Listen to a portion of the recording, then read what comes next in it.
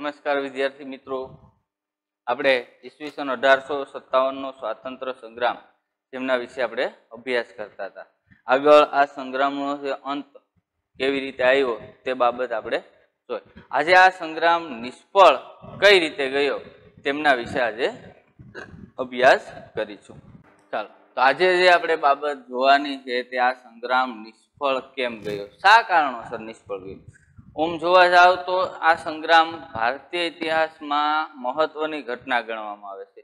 નિષ્ફળ ગયો એમ કહી ન શકાય, કારણ કે એમનું પરિણામ જે છે એ ભારત માટે તો સારું જ આવ્યું, પણ આ નિષ્ફળ એટલા માટે કે અહીંયાથી અંગ્રેજો અથવા તો બ્રિટિશ ઈસ્ટ ઇન્ડિયા કંપની તો જતી રહી છે આ સંગ્રામ પછી, પણ અંગ્રેજ શાસન સીધું લાગે છે. એટલે કે ભારતનું શાસન અથવા તો ભારતના રાજાઓ છે એ રાજ્ય કરી શકતા નથી.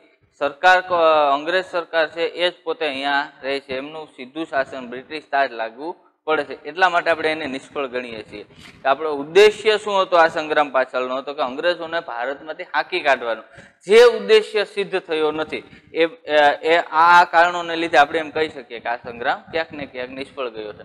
પણ નિષ્ફળ ગયો કહી શકાય નહીં. કંપની સરકારને અહીંયાથી જતું રહેવું પડે છે અને આ સંગ્રામ પછીનું જે પરિબળો, જે પરિણામ આવ્યું છે એ ભારત પક્ષે ક્યાંક ને ક્યાંક સારું પણ આવ્યું છે.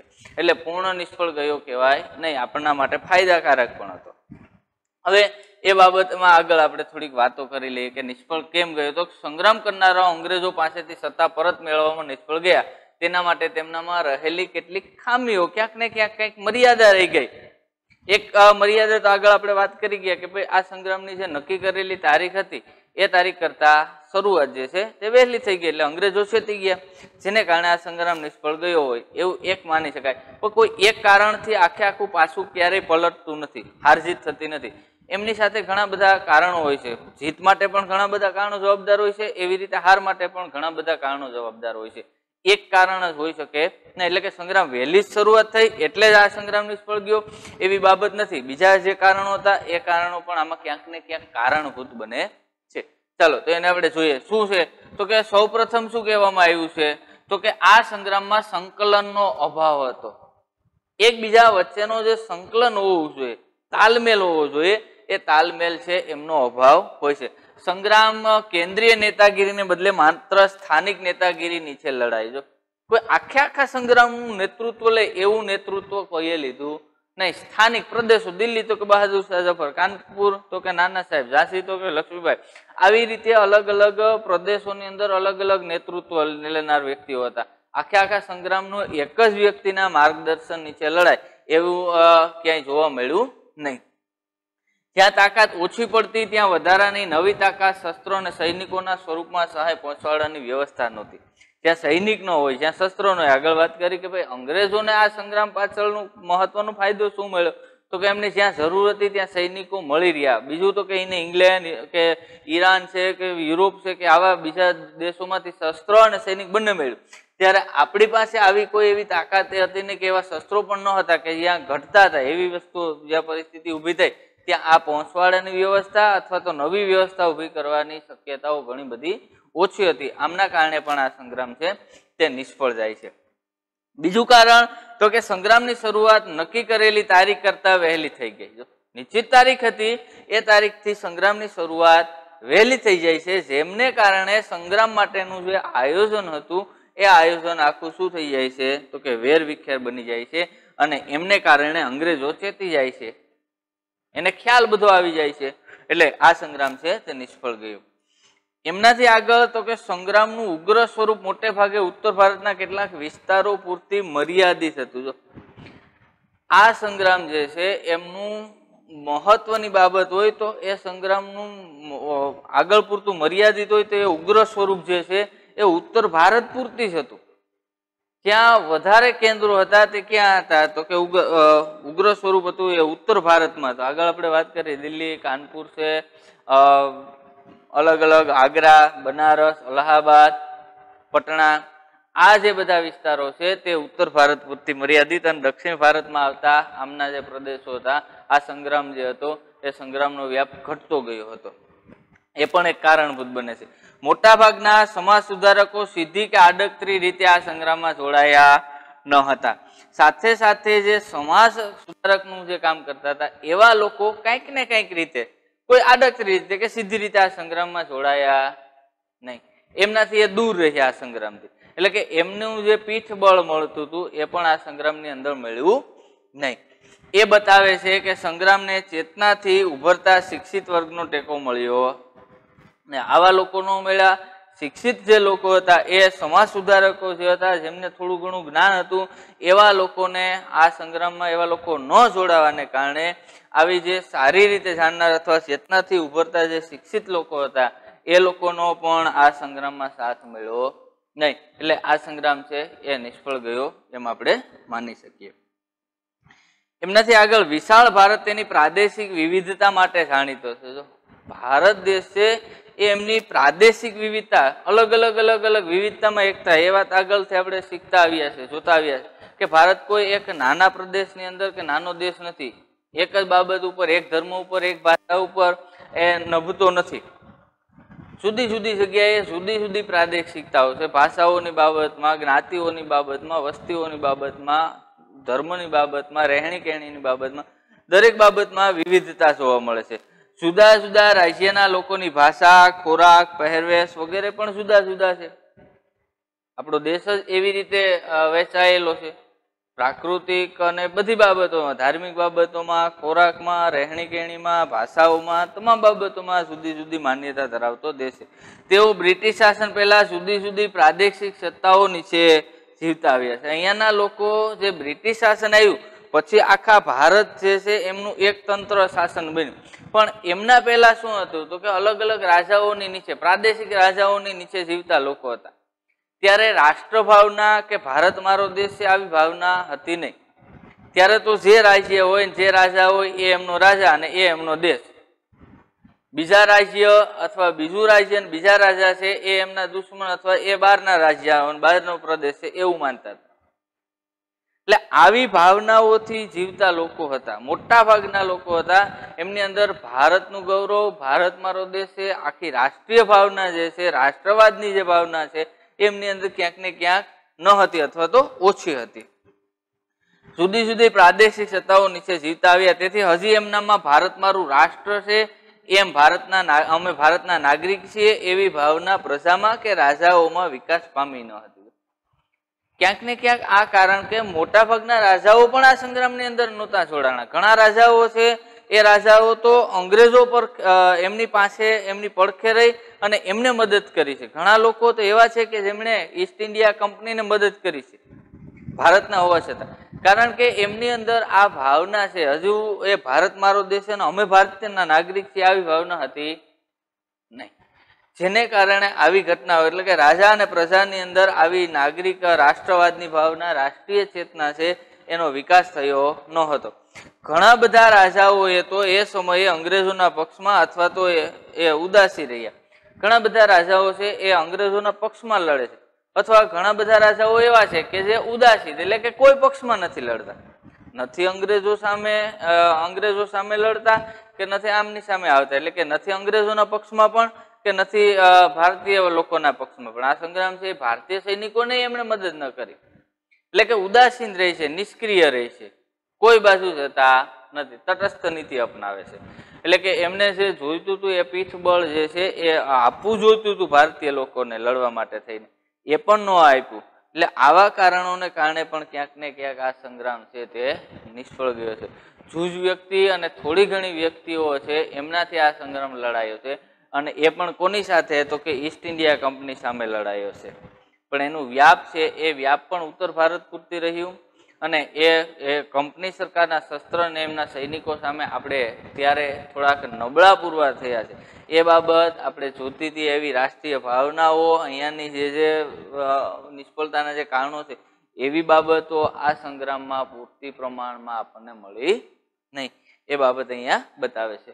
એમનાથી આગળ શીખ અને ગુરખાઓ અંગ્રેજોના પક્ષમાં રહી અને લડતા હતા. શીખ લોકો જે છે એ ભારતીય પ્રજા જ હતી અને સાથે સાથે બંગાળ પ્રાંત જે છે, કલકત્તા, પશ્ચિમ બંગાળ, ત્યાંની જે લડાયક કોમ કહી શકાય એવી ગુરખાઓ કે જે શક્તિશાળીઓ હતા.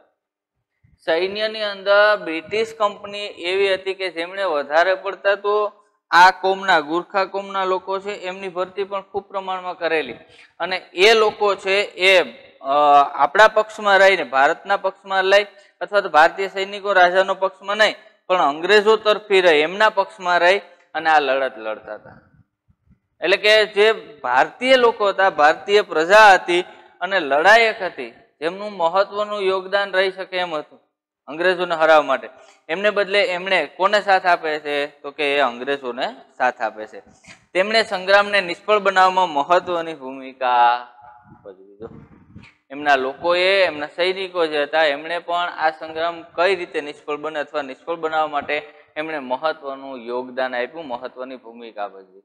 જેમને ભારતીય લોકોને અને ભારતીય સૈનિકોને સાથ આપવો જોઈતો હતો તેમની જગ્યાએ તેમણે અંગ્રેજોને આપ્યો અને આ સંગ્રામને લડાયક બનાવીને જીતવાની બાબતમાં એમણે આ સંગ્રામને નિષ્ફળ બનાવ્યો ભારત તરફી અને એ બાબતમાં એમણે સૌથી મહત્વની ભૂમિકા છે એ ભૂમિકા એમણે ભજવી છે. સંગ્રામના લશ્કર, શસ્ત્ર અને સેનાપતિની સરખામણીમાં અંગ્રેજો વધારે સળિયાતા હતા. જો જે સંગ્રામની શરૂઆત થઈ તેમાં ભારતીય જે લશ્કર હતું, ભારતીય સૈનિકો હતા, ભારતીય લોકો હતા, એમની પાસે જે શસ્ત્ર હતા અને આ ભારતીય લોકોનું જે સેનાપતિ તાત્યા ટોપે સિવાય એક એવો સેનાપતિ બાહોશ કે શક્તિશાળી નહોતો કે જેમણે આખા સંગ્રામનું સારી રીતે નેતૃત્વ કરી શકે. એટલે એ બાબતે ઘટી, સૈનિકોને દોરવણી આપી શકે, કૂટનીતિ મુત્સદ્દીગીરી અપનાવી શકે એવા સેનાપતિઓ અથવા એવું માર્ગદર્શન આપનાર વ્યક્તિ પણ આપણી પાસે ન હતા. જેથી કરીને સંગ્રામની અંદર આવા લશ્કર, શસ્ત્ર અને સેનાપતિની સરખામણી જે આપણી પાસે હતી તેમના કરતા અંગ્રેજો પાસે આ તમામ બાબતમાં એ ચડિયાતા હતા. એમની પાસે શસ્ત્રો પણ સારા પ્રમાણમાં હતા, આપણા શસ્ત્ર કરતા એમના શસ્ત્ર છે એ પણ સારા હતા, એમના સૈનિકોની લડતની જે કંઈ આવડત હતી એ પણ સારી હતી, એમના સેનાપતિઓ હતા એ સેનાપતિઓ જેમણે જ્યાં જ્યાં નેતૃત્વ લીધું તેણે પણ સારી રીતે કામ કર્યું છે. એ બધી બાબતોમાં ક્યાંક ને ક્યાંક આપણી નબળી જે સ્થિતિ હતી એ પુરવાર થઈ, આપણે એમના કરતા નબળા પુરવાર થયા અને એ સળિયાતા પુરવાર થયા. તો કે જુદા જુદા આગેવાનો ભારતમાંથી અંગ્રેજોને હરાવવાને બદલે પોતે ગુમાવેલી સત્તા પાછી મેળવવાના આશયથી લડતા હતા. અને એક મહત્વનું કારણ અહીંયા એ બાબત પણ આપણને જોવા મળે છે કે જે આગેવાનો જે આ સંગ્રામનું નેતૃત્વ લીધું છે એવા સંગ્રામકારીઓ આગળ જે બાબત આપણે જોઈ ગયા છે, બહાદુર શાહ ઝફરથી લક્ષ્મીબાઈ હોય કે નાના સાહેબ હોય કે જે કોઈ પણ હોય તે એ સંગ્રામકારીઓ અથવા જે કંઈ પણ નેતાઓ હતા, આગેવાનો હતા, એમણે શું કામ કર્યું હતું કે અંગ્રેજોને હરાવવાને બદલે, કંપનીને હરાવવાને બદલે એમણે મહત્વનું જો કોઈ કામ કર્યું હોય તો એમણે શું તો કે એમની માનસિકતા એ હતી કે અંગ્રેજો હારે કે જીતે, ભારત છોડે કે અહીંયા રહે, એ ઉદ્દેશ્ય કરતા એમણે ગુમાવેલી સત્તા, એમની પાસેથી જે સત્તા જતી રહી છે, જે રાજ્ય જતું રહ્યું છે એ જ રાજ્ય એમને પાછું મળે આ આશયથી એ વધારે લડતા હતા. અહીંયાથી અંગ્રેજોને હાંકી જ કાઢવા છે આ ઉદ્દેશ્યથી એ લડતા ન હતા, મેળવવાના આશયથી લડતા હતા. તેથી તેઓ અન્ય માટે કે સમૂહ માટે લડ્યા નહીં. જે પ્રદેશની અંદર જ્યાં જીત થઈ એ રાજાઓએ આગળ પછી લડાઈ ન લડી. અન્ય લોકો માટે, અન્ય પ્રદેશ માટે કે અન્ય સમૂહ માટે લડ્યા નહીં. જેમની પાસે શક્તિ હતી તે આગળના જ્યાં ઘટતી હતી એવી શક્તિ કે એ અંગ્રેજો સામે લડી ન શકાય એવી પરિસ્થિતિ, ત્યાં એમનું સૈનિક બળ, એમના શસ્ત્ર એમને પૂરા પાડ્યા નહીં. પોતે પોતાનો પ્રદેશ જીતી લીધો છે તો તે ત્યાં એ સંગ્રામ છે અથવા તો એ લડત છે ત્યાં નિષ્ક્રિય બની છે. આવી ઘટનાઓ બની છે, આવું કારણ બન્યું છે, સમૂહ માટે કે અન્ય માટે ન લડ્યા એ બાબતને કારણે પણ આ સંગ્રામ ક્યાંક ને ક્યાંક નિષ્ફળ જાય છે. આ જે તમામ બાબતો છે, આ સંગ્રામ નિષ્ફળ જવા પાછળના જે કારણો છે એ કારણો આ બધા જવાબદાર બને છે. આગળ તો કે આ સંગ્રામ નિષ્ફળ ગયો અને એ નિષ્ફળ શા માટે ગયો અને એ નિષ્ફળ ગયા પછી આ સંગ્રામના પરિણામો, અંત, સંગ્રામ નિષ્ફળ શા માટે ગયો અને નિષ્ફળ ગયો એટલે પરિણામ શું આવ્યું અને પરિણામને કારણે એમની અસર કઈ ઊભી થઈ તે બાબત. ક્યાં પરિણામો આવે છે તો કે અંગ્રેજો પાસેથી સત્તા પાછી મેળવવાના મૂળ ધ્યેયમાં સંગ્રામ નિષ્ફળ ગયો. આગળ મેં વાત કરી તેવી રીતે પૂર્ણ રીતે આ સંગ્રામ નિષ્ફળ નથી ગયો, પણ અંગ્રેજો પાસેથી સત્તા મેળવવાનો મૂળ ધ્યેય શું હતો? તો કે અંગ્રેજોને અહીંયાથી હાકી કાઢી અને જે સત્તા કરતા હતા, મહેસૂલ ઉઘરાવવાનું કામ ને એમની જે સત્તા હતી એ સત્તા જ આપણે પાછી લેવી હતી. એમને અહીંયા વેપાર તરીકે અહીંયાથી કાઢી મૂકવા નહોતા, પણ એમને સત્તામાંથી દૂર કરવાનો આ જે મૂળ ધ્યેય રાખવામાં આવ્યો એ ધ્યેય આપણો પૂર્ણ થયો નહીં. એટલા માટે આ નિષ્ફળ ગયો છે. અને સાથે સાથે આ નિષ્ફળ ગયો એમની સાથે યુગ પરિવર્તક પરિણામ આગળ એમના માટે સારા પરિણામો પણ આવ્યા. એટલે કે આઝાદીની લડત છે એ લડતના બીજ જો રોપાણા હોય તો એ કેમાં? તો કે આ સંગ્રામની અંદર રોપાયા છે. શું કહે છે? તો કે ભારતમાં કંપની શાસનનો અંત આવ્યો અને ભારત બ્રિટિશ તાજના સીધા શાસન હેઠળ આવ્યો. હવે તો કે આ સંગ્રામ પૂરો થાય છે પછી જે કંપની શાસન હતું, બ્રિટિશ ઈસ્ટ ઇન્ડિયા કંપની જે અહીંયા વેપાર કરવા આવેલી અને એમણે ભારતની અંદર પોતાની સત્તા સ્થાપી, પોતાનું શાસન સ્થાપ્યું, એનો હવે અંત આવી જાય છે. એમની જગ્યાએ શું આવી જાય છે? તો કે બ્રિટિશ તાજ એટલે કે સીધું બ્રિટિશ શાસન, ત્યાંની જે સરકાર હતી તેમનું સીધું શાસન ભારત ઉપર લાગુ પડે છે. આગળ તો કે દેશી રાજ્યોને આંતરિક બાબતમાં દખલગીરી કરવાનું બંધ કરવામાં આવ્યું. વેલેસ્લી અને ડેલહાઉસીની જે નીતિ હતી એનાથી આપણે વાકેફ છીએ, જાણીએ છીએ કે ત્યારે શું હતું? તો કે એ સમય દરમિયાન રાજ્યની અંદરની બાબતોમાં દખલગીરી કરવાનું કામ ચાલુ થયું હતું.